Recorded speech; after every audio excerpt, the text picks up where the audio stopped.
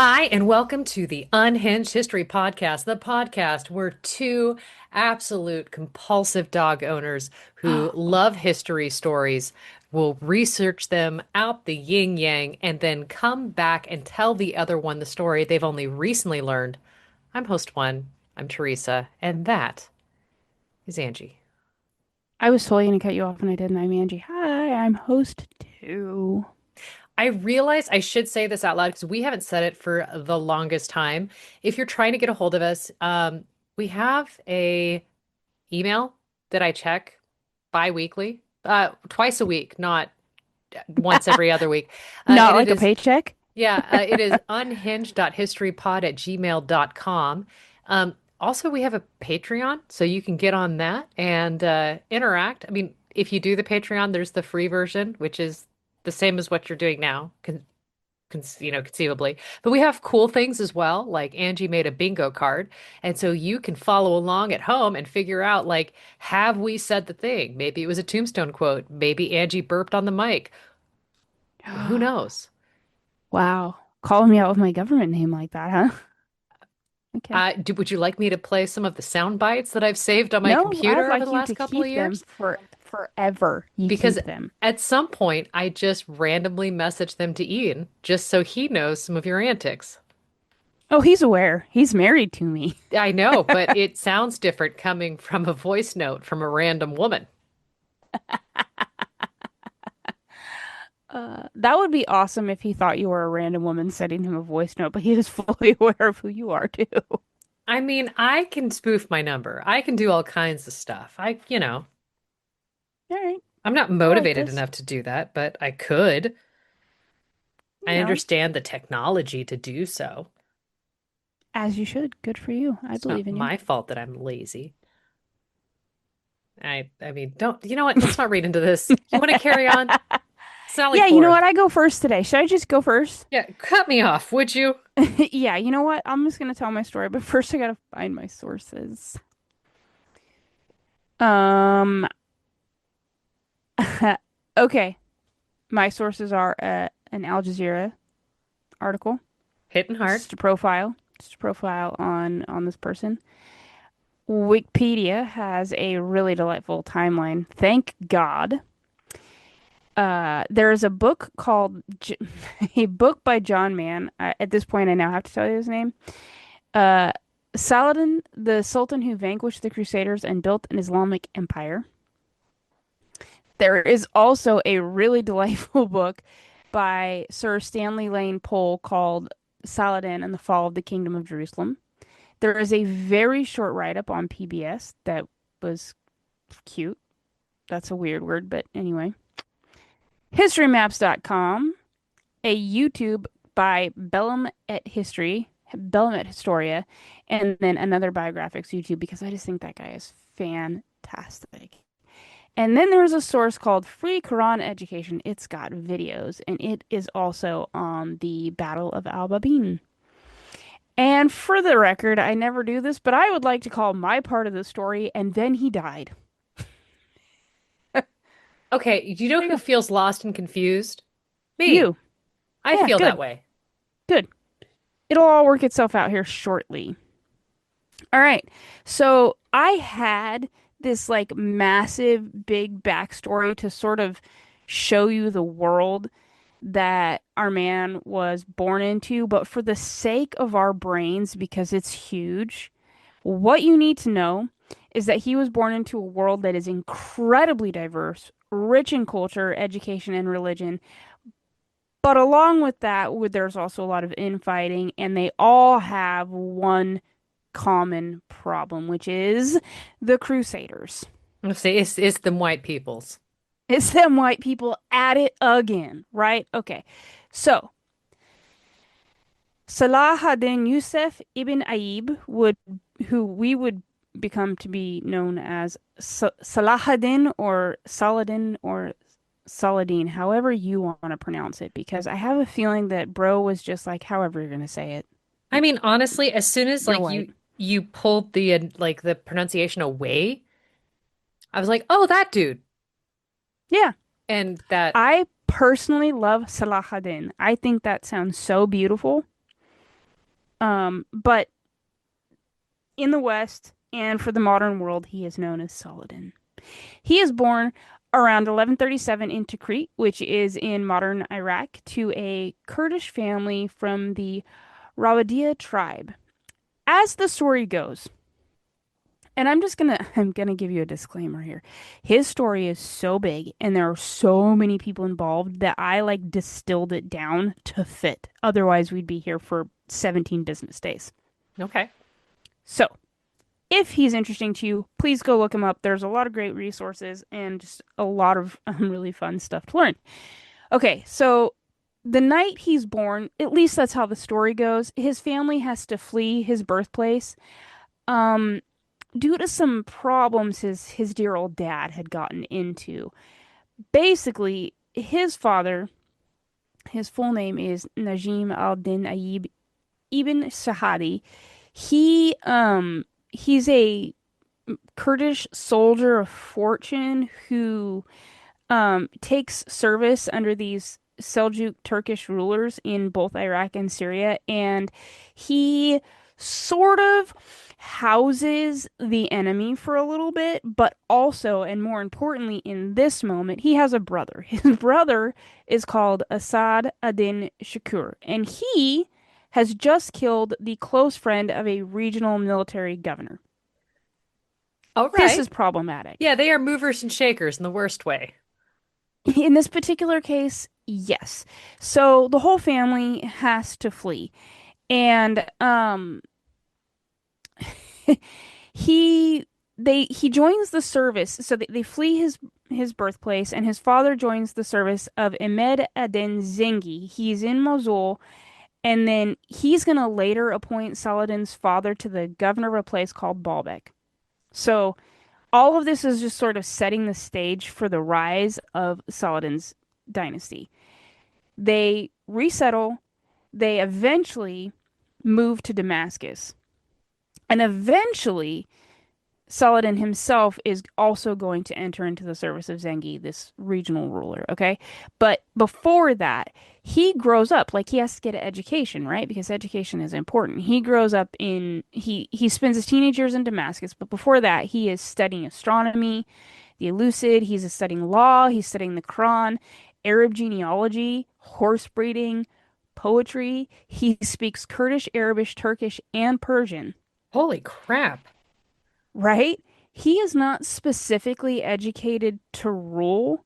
Like he wasn't that wasn't what was going to be the plan for him, right? That's just how his childhood went. And for the most part, his childhood and his youth make him seem far more scholar than soldier. And not only that, but he's also influenced by these Sufi teachings. And there are some really big leftover feelings from the First Crusade, which was back in 1099 and the whole capture of Jerusalem. Like there are some big, big emotions about this. All of these things, they combine to give Saladin this like really deep piety and a commitment to jihad. Now, I don't know for you, but that word ever since September 11th has had a really different understanding, I think, in the American mind. And so I was like, that's not what we think it is, or not what the people that I've spoke to since September 11th think it is, right? So Right. you have this struggle to strive, to exert effort, all for the goal of your path to heaven, right? You have this internal struggle and this external struggle, and that's what jihad is. But the external struggle can include things like the Crusaders being problematic for them and their internal struggles, I'm seeing where the definition gets conflated. right? And so I was like, I think that I need to understand that a little bit more, but that makes total sense when you look at it like that. So this is all to say, in his younger years, he's more religious and he's more into education, and he shows very little interest in warfare. And that seems to benefit him because later it's going to prove him to be a great administrator. But the world knows him as this all-conquering military technician. He's brilliant, right? Well, that's because his military career would be launched under his uncle, the same uncle that got in trouble for killing somebody back. back home. He is now serving as a general under the Zengi ruler, a man called Nuruddin. Um, it's 1164 to 1169. Saladin's in his late 20s by now, and he joins his uncle on an expedition to the Fatmidid in Egypt. It's here in 1167 that he plays this key role at the Battle of Al Babin. And I'm just going to really quick tell you about this because it's so impressive. Um, let's just say, for the sake of time, there have been some really big betrayals recently. His uncle, who is the general of the army, and Nuruddin, the ruler, they have patience like you would not believe, and they are here for the long game. And they start planning how they're going to handle this betrayal because, mind you, we are not only dealing with like the internal strife of our own people, we are also dealing with this back and forth between the Crusaders. So at any point, you could turn tail and join the side of the Crusaders if it was going to benefit you, right? Yeah. So this is sort of what they're looking at. So there's this, I love this so much. There's this area of desert in Egypt near Gaza, and at the time, it's got these great dunes, and they just surround this area. So the goal that Saladin and Shakur work out is that they need to draw the Crusader force that they see coming into this area. And the Crusaders are like fantastic because we are looking to take control of Egypt. So this is perfect. So Saladin takes a portion of the army and he goes out into like the center of this big open expanse and he impersonates the role of central command. He impersonates Meanwhile, it? Like yes, he's okay, so this is a ghost army move sort of deal. basically, because he's like wearing the commanding outfit, right? But at this point, he is not the commander of the troops. That's Shakir. But Shakir has taken the rest of the army and he is hiding them behind the dunes. So the Crusader army from far off sees Saladin and his men, and he's like, "Oh, we can take that. Great." With no idea that the biggest contingent of the army is in the dunes. They charge, and Saladin waits till they're like the moment, and he calls for a retreat. This is, of course, a feigned retreat. Saladin's men and his men turn tail and they head into the desert with the Crusaders on these huge, heavy draft horses giving chase. This retreat does a couple of absolutely brilliant things. First, these heavy horses are not bred or equipped to deal with the desert or the dunes, so chasing Saladin and his men into the desert is hard, Yeah. right? Like, it's not going as quick as they'd like. Meanwhile, Saladin and his men are breaking up this bigger Crusader force into smaller groups and separating them out. And then Okay. I see the Uncle strategy. Shakir, right? He comes around, and with his men coming around the other side out of the dunes, the Crusader force is now flanked on both sides, and a stop is firmly put to their plan. And this is really where we see his genius for the first time because like that was him. Like, hey, what if we just trick him? Like we can use this geography to our benefit. Um and then his uncle Shakir dies in 1169. So if you're keeping a death count, that is death number 1. Saladin You know, I would wasn't then, keeping a death count because that was number one. well, you should, because Saladin would then assassinate the vizier Shawar. For context, this is the man who betrayed Saladin's leader in the first place. So he kind of had it coming. That's death number 2. Saladin becomes the vizier himself under the Caliph Al-Adid. And then in 1171, Saladin abolishes this caliphate altogether. Basically, what had happened is the caliph that he was working as a vizier under had suffered a severe illness and died in September-ish of 1171. So now we're at death number 3. They're When this dropping happens, like flies. like flies, when this happens, Saladin restores Sunni rule under the Abbasids. So at this point, it had been under Shiite rule, and he was working very hard to bring it under his division, right? Like under his religious sect. And then in 1174, he conquers Yemen because he needs its port. That same year, Nuruddin dies. So death number 4. Now, Nuruddin, for just memory purposes, he's the guy that him and his uncle worked for. And Saladin peacefully seizes Damascus, and then he takes Hama, Homs, and Aleppo because bro is just doing too much all the time. Now, I could get into his character here, but I think I'll just wait till the end because he is a fascinating individual. In 1175, he defeats a rival faction of the Zengis, which was the dynasty that had previously been working with under Nuruddin, at a place called the Horns of Hama. And this is, I was more interested in why it's called the Horns of Hama than what happened at the battle of this one because I've heard it twice in his story and I was like, what does this mean? But basically, it refers to two distinct mountain peaks or like summits that overlook the city. And so it's just named that because it's the geographical landmark. But in the Middle East, there are lots of the horns of. Like every river that has two peaks has a horns of. And I was like, wow, that's fascinating. Okay. Right about this point, he survives at least one assassination attempt because this wouldn't be a story about this time frame without somebody trying this. I mean, look, he got his job from sniping on the rooftops, so somebody else is going to be coming for him. You would think. By 1182, though, he is taking control of Egypt, Syria, and parts of Mesopotamia. So this unifies Muslim forces in this area, right? And he is using these wonderful things called diplomacy. It's wild. There's a little nepotism here because he does make appointments for family members, but he also appoints like actually qualified people to do the jobs they're good at. And this includes both Jews and Christians as well. Like if you're good at the job, it doesn't matter what your religious belief is, come do the job, whatever that may be. So I thought that was kind of interesting when you think about the fact that his whole goal is to get rid of the Crusaders, but like, hey, there were Christians here to begin with. There's no reason we can't work together. You're not the problem. And I think Right. that's like such a mindset I'm so impressed with. So he's reforming things. He's taking on building projects. He's digging wells. He's working on bridges. He's working on religious colleges. Now, at these religious colleges, there's a little bit of favoritism towards like the Kurdish troops coming through because he was one.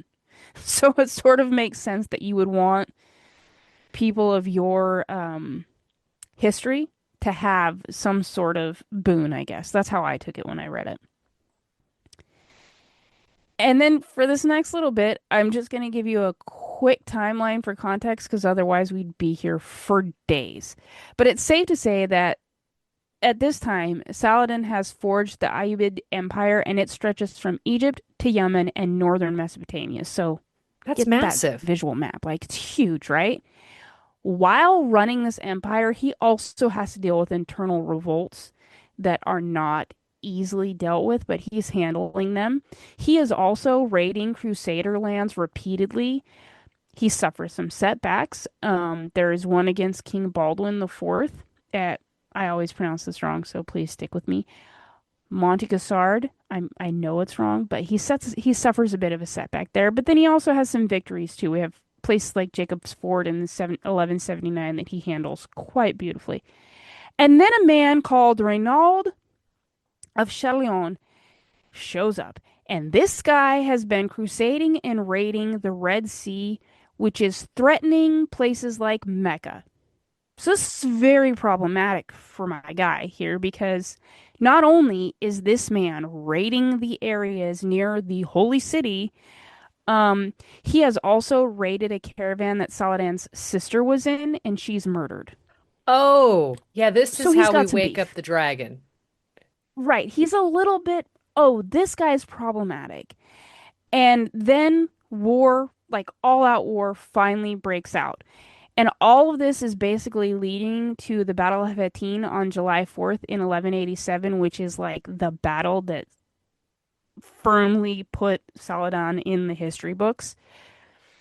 He's got this disciplined army and it completely annihilates the Crusader force. At this point, it's being led by King Guy or Guy, however you want to pronounce it. He is the king of Jerusalem, and another man called Raymond III.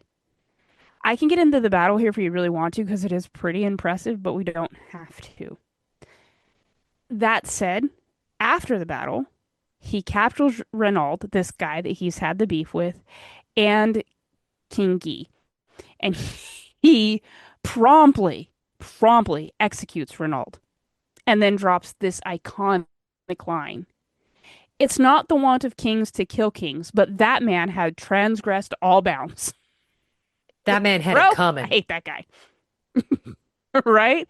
And like to boot this, by this point, the battle has gone so bad for the Crusaders that I am sure King Guy is like, could you just take me out too? Like that would be great. Like, could I be done? Could I be done here? I don't want to go Um, home. Got to answer for please, this.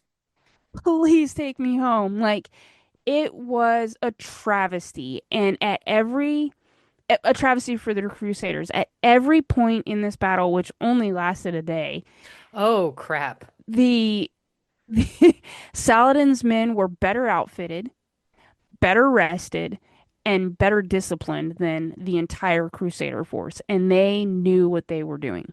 Well, because the Also, Crusaders, the Crusaders, this was basically like a themed vacation. right, okay, and there's tons of different factions within the Crusader army that you're dealing with here, right? You have the Hospitaller Knights, the Templar Knights, you have just regular mercenaries, you have the actual armies that came with the actual kings, and then you have guys that are just going on the crusade because their mom told them to, right? Like, there's a lot going on, and Saladin knows this, and he uses it to advantage. The other thing that he has in his box of goodies that the Crusaders severely lack is access to fresh, cold water. Oh, surprise. You think that that could be an issue in the desert. You would think, right? These people are so advanced. They are bringing down frozen water from the mountaintops and keeping it cold. So And that the meanwhile, our army, Crusaders can't keep their hands on their Nalgene bottles. facts every single time. So like these guys are just it's not going great for them, if you know what I mean, right? Okay, so all of this happens and the Battle of Hattin literally shatters Crusader power and it also opens the path to Jerusalem.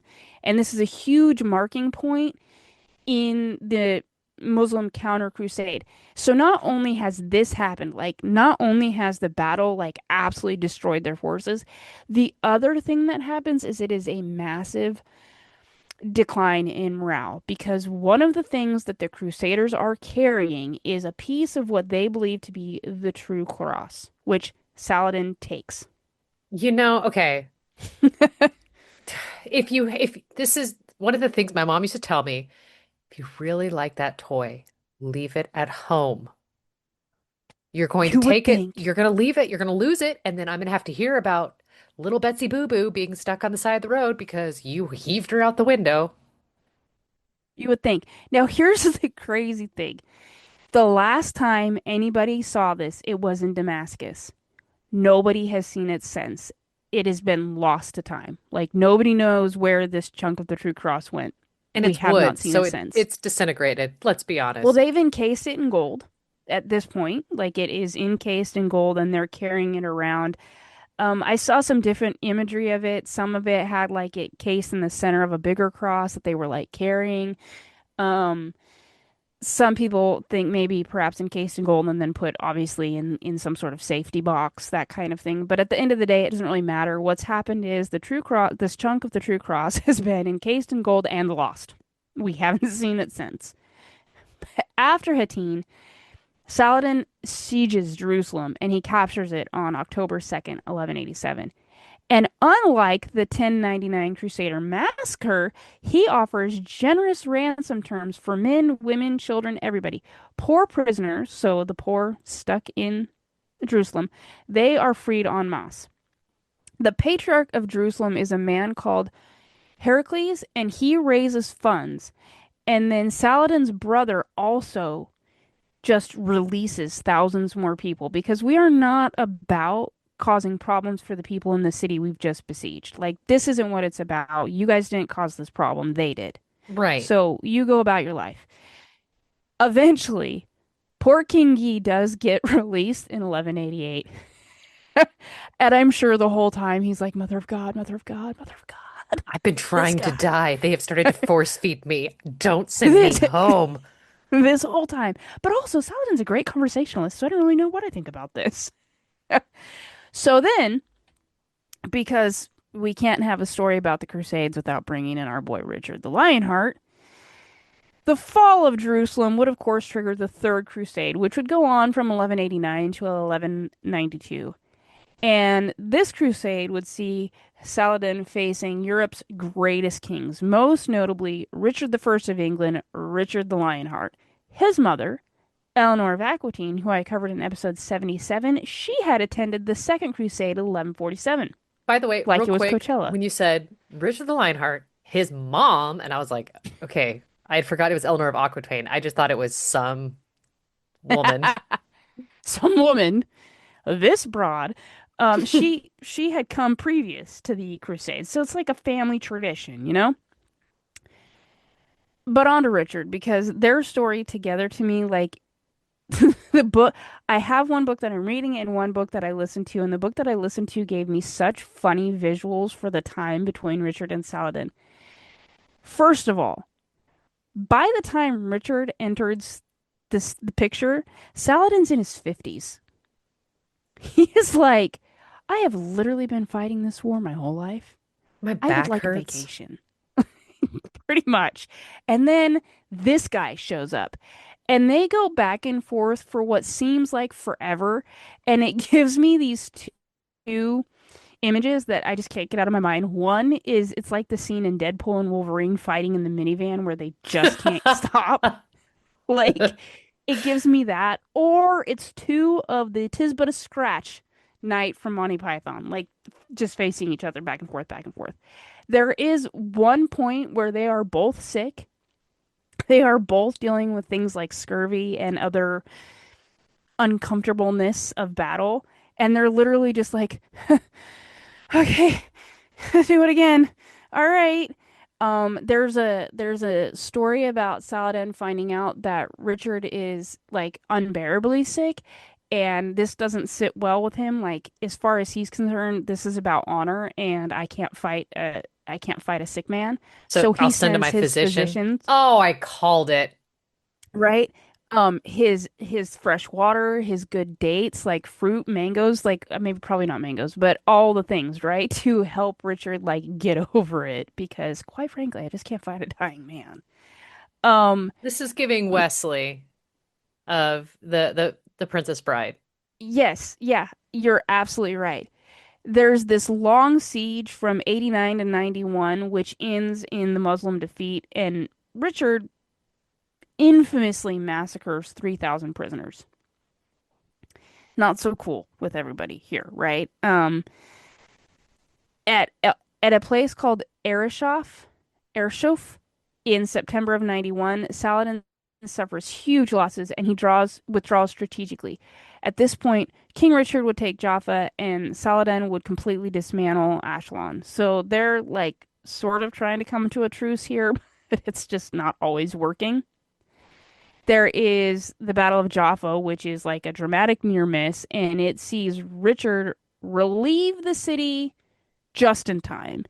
Mutual respect is shown, gifts are exchanged. There's a story in this moment about Saladin buying back a Christian child with his own money that I was like, I'm sorry, what? Basically, Yeah, and but that I'm means they were sure, selling a Christian child. well, no, what had happened, and I'm sure this goes back to Richard infamously massacring 3,000 prisoners, but some of Saladin's men had gotten hold.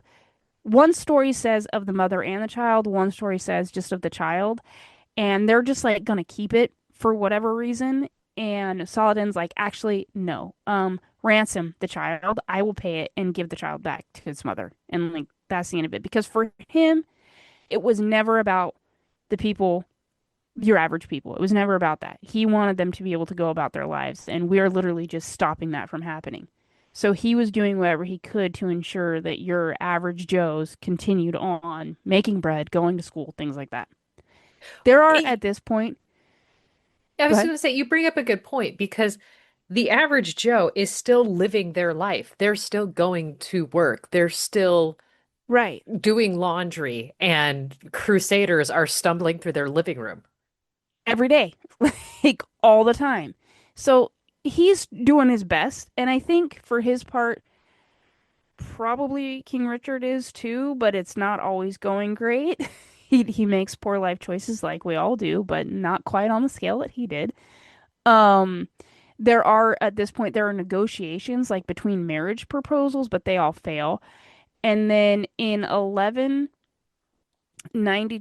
some sort of truce occurs with the Crusaders. Like they're holding the coastal holdings, so they have Tyr to Jaffa, and this also allows for unarmed Christian pilgrims to come to Jerusalem, and it grants 3 years peace. So this is like, cool, let's go home. Let's do what we're going to do. We'll talk about it later. Like, we're over this. Saladin's tactics prevented Jerusalem's complete loss despite Richard's efforts, which I was like, probably should have been in Saladin's hands anyways, because it seems like he was a better administrator of the city to begin Yeah. with. But like I said, at this point, our guy, he's like 55 years old. And he would choose to spend the next little bit of time working on administrative things, bringing, showing up as a patron for things, justice, things like that. But eventually, he is stricken by a fever in Damascus and he dies on March 4th, 1193. He's 55, 56 years old. When they opened the vault to prepare his body, one source said there was one gold coin and 40 silver pieces left. I've also heard 37 coins. Either way, thing was damn near empty. It was so empty. And here's the thing, he gave away all of his wealth, which, when you consider how rich Egypt was when he got there, like, bro, what were you doing? At one point, to Fighting continue, the crusaders. yeah, at one point, to continue fighting the Crusades, he was selling off his library to his friends so that he could have crusading money. But also, he was incredibly generous, like to the point that his advisors would hide money from him just to keep the countries going without him knowing, because he would just give it away. He saw no purpose for him to have it, so give it to whoever needs it. Build something, do something with it. That said, the book that I listened to said that they actually had to borrow the things to prepare his body for death because he literally owned nothing of his own.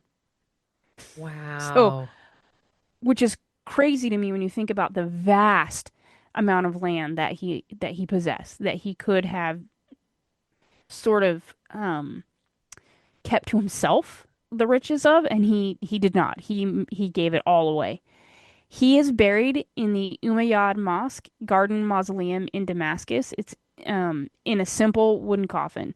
What I think is fascinating about it is currently the mausoleum holds two sarcophagi, one made of wood, which is said to contain the remains of Saladin, but they're not allowed to open it, and another one made of marble, which was built in homage to Saladin by the Ottoman Sultan Abdullah Hamid II in the late 19th century, and then was later restored by Germany's Emperor Wilhelm II. So, Damn decent there. right? What's interesting about Saladin is, aside from the fact that he was like the worst thing that a crusader could come across as far as his brilliance, he is revered in Muslim, Kurdish, Arab, and European cultures across the board for his chivalry, his generosity, and his success. Christians like Richard absolutely praise him. Like, they had so much mutual respect for each other, he couldn't. He is considered, quote, a virtuous pagan by medieval poets and the hand of God by others. But what he is to me is a really fascinating man who lived a really fascinating life. And he sort of embodies this romantic notion of chivalry and knighthood, and also the noble villain. which I think is such a fun, like he gets to play that character for everybody. But he's a good man, like just trying to do his Wow. job. And at least four people had to die for him to get there. I think it's closer to six, but it's like around four. And I'm like, holy cow, buddy. Yeah, but how many did he have a direct hand in? I mean, debatable. Yeah, I mean, it could go back and forth, right? Because even in his own time, of course, there are naysayers, there are going to be haters that would have immediately tagged Nuruddin's death on him, like, oh, you poisoned him 6 months ago and it just took this long for him to die. Like, there are a lot of people that could have said one thing or the other. And if they did, okay, it didn't stop him from doing his job. Bro was And good now at that what he I've, did. yeah, he was so good at what he did. And now that I told you that story, I can hopefully get this song out of my head. It'd be great. So there, that is the story of Salahuddin. Well, I'm going to take us in a wildly different direction. I was Yeah, and given I'm gonna tell this. the story of Richard the Lionheart. No, no. We are going different era. We're staying in Europe, but this is going to be completely unhinged. Um, my sources are Curious Archive, The Murky Truth About the Meowing French Nuns, the International Faculty Association, A Bizarre Case of Mass Hysteria by Maya Barakova, Mass Delusions and Hysteria Highlights from the Past Millennium by Robert E. Bartholomew and Erich Good. Did you say the mewing, like meowing, like meow? Meowing, meowing nuns. Okay, Okay, now, and okay. I'm going to tell you the truth. Most of this is going to be just straight up copy pasted from the Curious Archive, the first source, because there, aside from the one paragraph rehashed over and over and over and over again, there are very few sources for this. Okay. And Curious Archive did a fantastic job, so I am just shameless. So you So you I shamelessly shamelessly am going to just basically read one of these articles to you with a couple of other factoids from other things shoved in. Okay? let's go. I All love it. right. So one day there's a nun living in a convent in France, sometime during the medieval period. She begins to meow like a cat. After a very brief time, other nuns in the convent begin to meow with her in unison. The nuns are so loud that the sound carried to the town below, disturbing the residents with bizarre sounds coming from the normally peaceful convent. After continuing for a number of days, police were brought I'm s- in to I'm seize. so sorry. This is just a nun with ADHD tisming. Yes, She just yes. wants to hear the sound. And strangely got the others to follow suit. Love it. Okay, carry on. So the police show up in order to cease the bizarre orchestra, and they're only be able to do so by threatening to whip the offending nuns. This is not a porn box that I am reading, although I feel like it probably is the synopsis of something somewhere. Do not send me photographic evidence. I will not be indulging. Now, the very Listen, don't judge. I'm not going to We judge, but listen and we don't judge here. we do not listen that much, and we definitely judge some We are things. definitely judging. Now, we have no clue why the first nun began to lose her mind and meow, and why the other nuns joined. Total mystery. But the thing is, we don't know truly if it happened. Did it? Do we have proof? I mean, it is somewhere in the medieval period. It is somewhere in France. You hear all the wiggle words? I didn't even realize that you didn't say a town. You Yeah, just said somewhere in France. somewhere Okay. in France. Okay, so you hear how like little bit of facts that I've got to go. Allegedly. So you know why I rabbit holed so hard on this one. Yeah, yeah, yeah. JSTOR gave me nothing. Nothing. Devastating. Meanwhile, everyone's shaking their heads that JSTOR would serve me in this endeavor. You'd be right to assume that I'm insane. Now, the source for the I don't know, meowing. man. There's JSTOR is an awesome source, and people have had some real wild papers written, so I don't know why they wouldn't show up on JSTOR. Okay, but the mass delusions and hysteria insights or hysteria highlights from the past millennia, that came from JSTOR. Okay, see, there you go. But it was like So it was just like, here's Like the supporting abstract? bits. It wasn't Yeah, like, here's a 17-page paper on how the nuns meowed, right. which that's what I Devastating. wanted, when I'm honest. Okay. But the source of the meowing nuns, this comes from this book is still published, The Epidemics of the Middle Ages, published in 1844 London. It is a compilation from Justice Frederick Carl Hecker. There's three books, okay? The Dancing Mania, 1832, The Black Death, 1832, The Sweating Sickness, 1834, and they're published in Berlin and they're written in German. So we learned German last week. No, because the first two are widely available in English as a joint book. That's nice. Now, the sweating sickness has been retitled The Epidemics of the Middle Ages, and it's you retitle like that because you want to strip the whimsy out of your life. Honestly, because I need information about the sweating sickness. That is something that goes through my mind at least once a week. And we get none of that. It's just no whimsy, just epidemics of the Middle Ages. Lame. But that one is widely available to read for free on the interwebs. All right, I'll take it. All right. So there is a guy, a translator named Benjamin Guy Babington. How That is an awesome name. English can you sound? Honestly, Benjamin Guy Babington. Yes.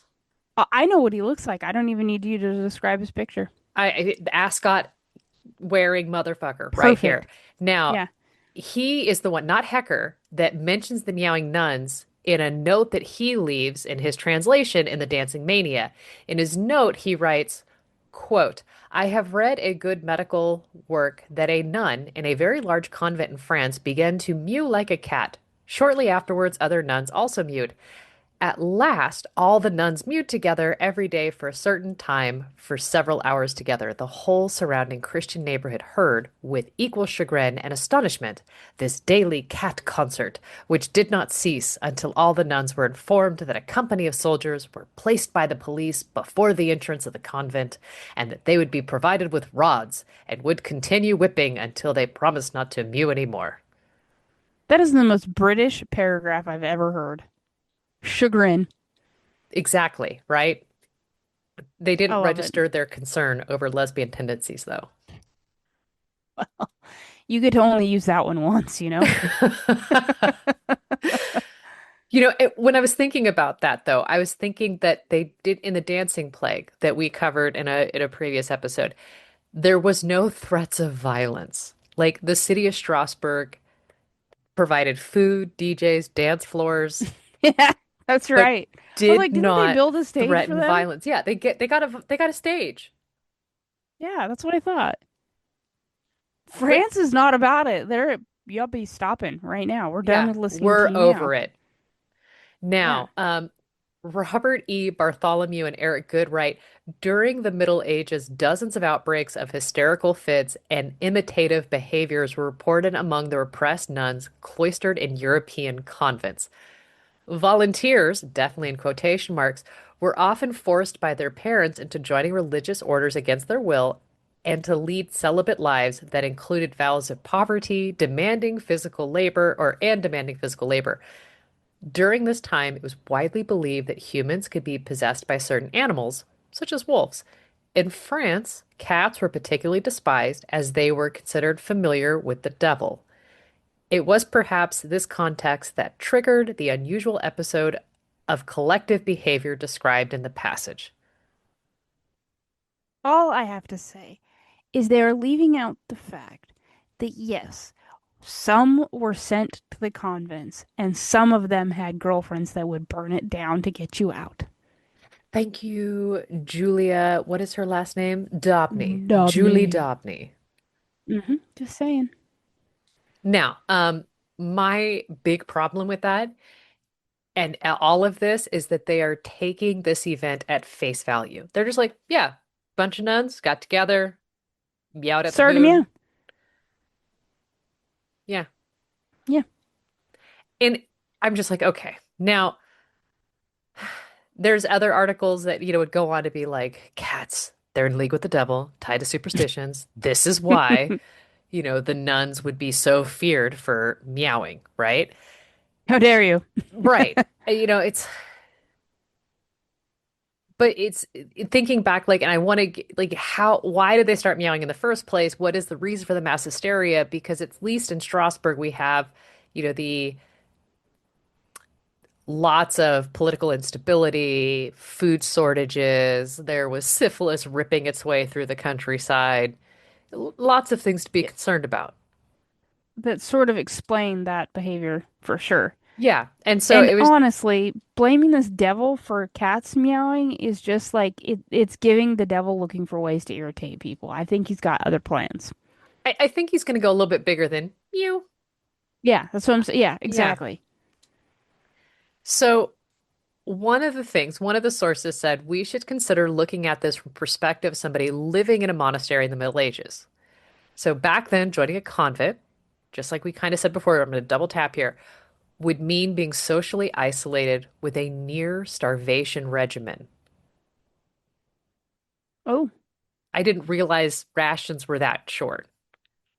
we are not making bread every day like I thought. I don't want the convent life then. Never mind. I I was mean, I here for the guess we're sourdough. making bread, but we're making enough for all of the sisters and barely that.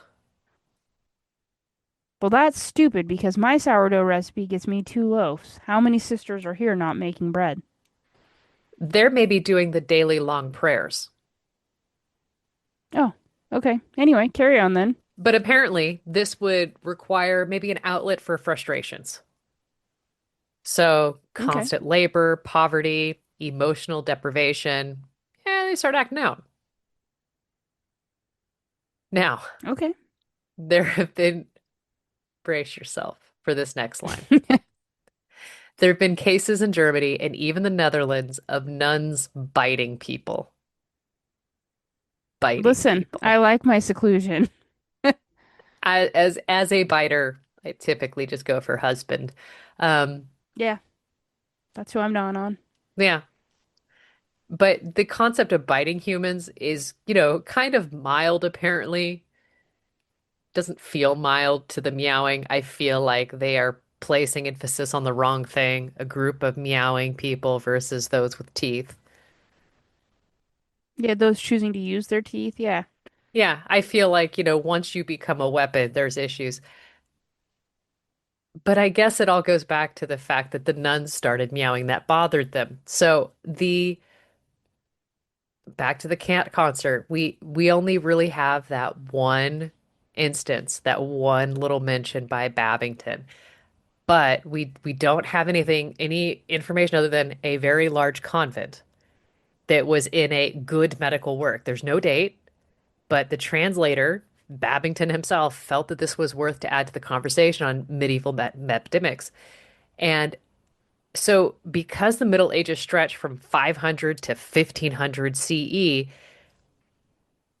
I guess it's like the person who, I pulled this quote from, they said it's not out of the question that Babington did read a case in a medical text about some point in his career, because Babington is the son of a physician who studied at Guy's Hospital and Pembroke College in Cambridge.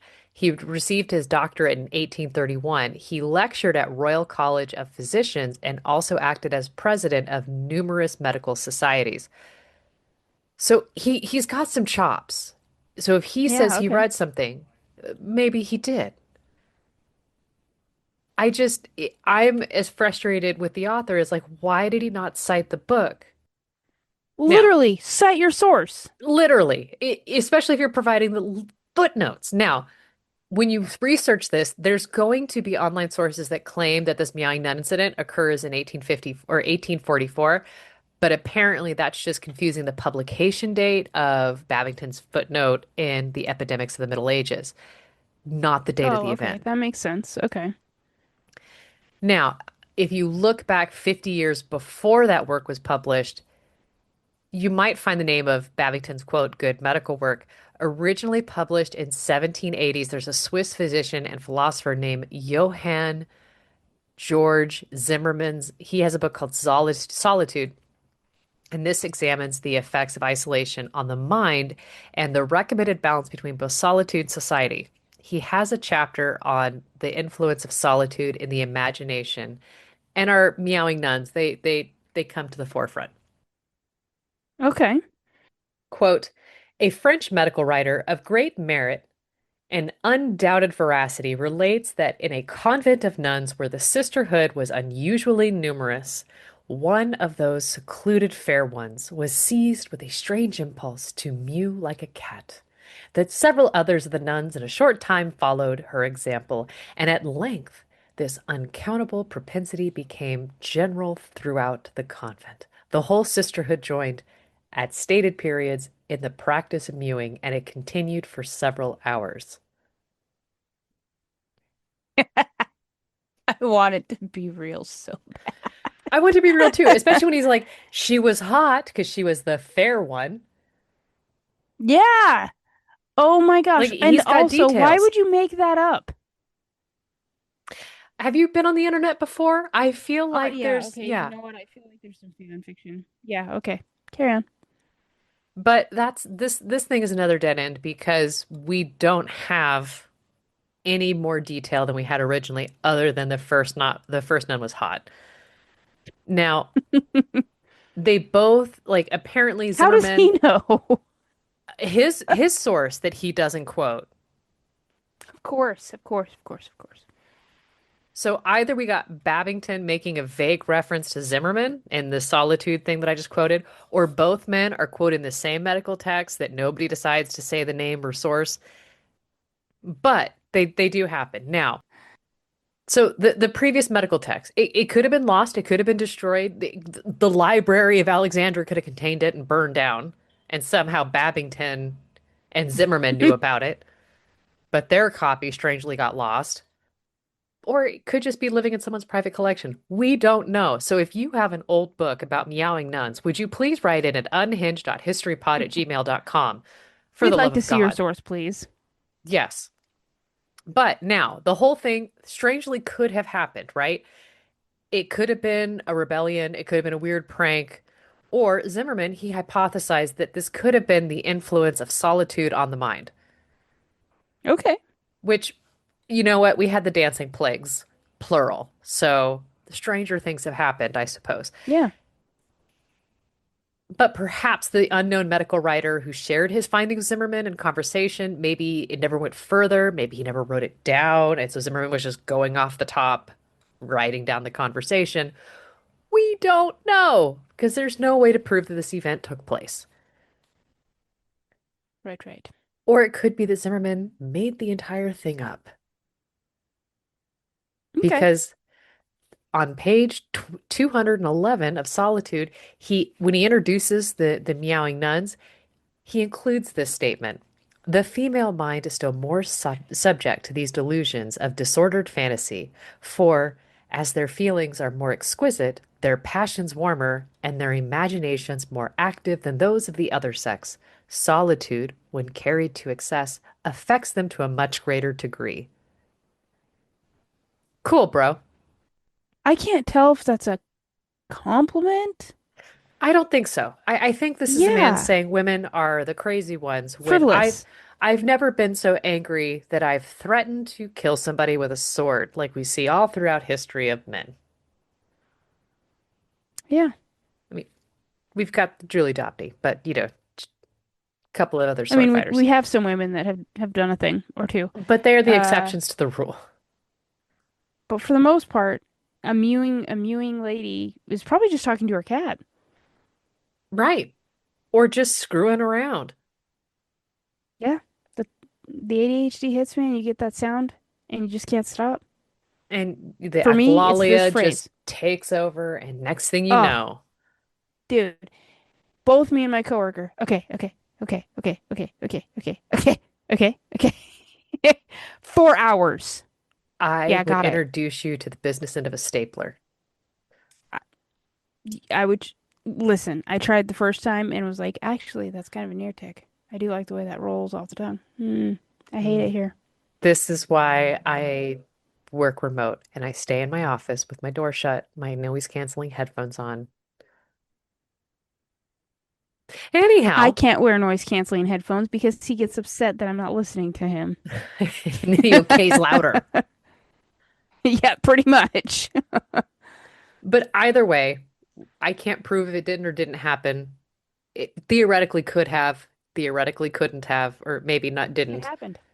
It probably happened. I mean, we had the dancing plagues, plagues plural, I'm saying it happened. It happened in my mind. Can't tell me no. especially when we know that one of them was fair. The evidence is mounting here. Right. But that is the story of the meowing nuns. I love it. Thank you for that. And I am over here wondering how the hell I'm going to make a TikTok for it. Thanks. You know what? I'm here to give, I mean, because I have sat on this story for a year, not finding sources, not finding sources. And then I finally went, you know what? Forget Just it. do it. I need whimsy. Yeah. Sometimes you need a little whimsy in your life. I am here for whimsy every day, every single day. Live, have fun. Yeah. Yeah. So that hoax square on your bingo card, fill it in or don't. Your choice. We love a good hoax. We also love knowing that our listeners now say hoax wrong Yeah. because it's right to us, but good for you. She's shaking her head at me. Well, I don't, can you hear the dogs going absolutely bananas in the background? No. We had a delivery man show up, and my dogs are Oh, protecting me from said serial killer. because there's literally cereal in that bag. Well, I was thinking they can tell that man's been to several other houses. The only reason why he would show up is because murder. He's here to take you out. Yeah. Yeah. Well, if you have enjoyed this bizarre, whimsical adventure from Saladin to meowing nuns, and you're thinking, what in the hell are they going to bring me next week? The truth is, we've no idea. But Not a tune in clue. next We're week here when for we it. figure it out and tell the other. Uh, Also, rate, review, subscribe. Actually, tell other people about this, preferably in a digital format, so that you can inspire and grow the ranks of the unhinged people. And on that Love note, that. goodbye. Bye. Love it.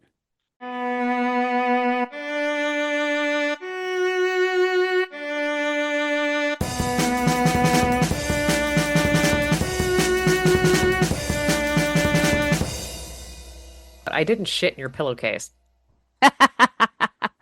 Sure you didn't.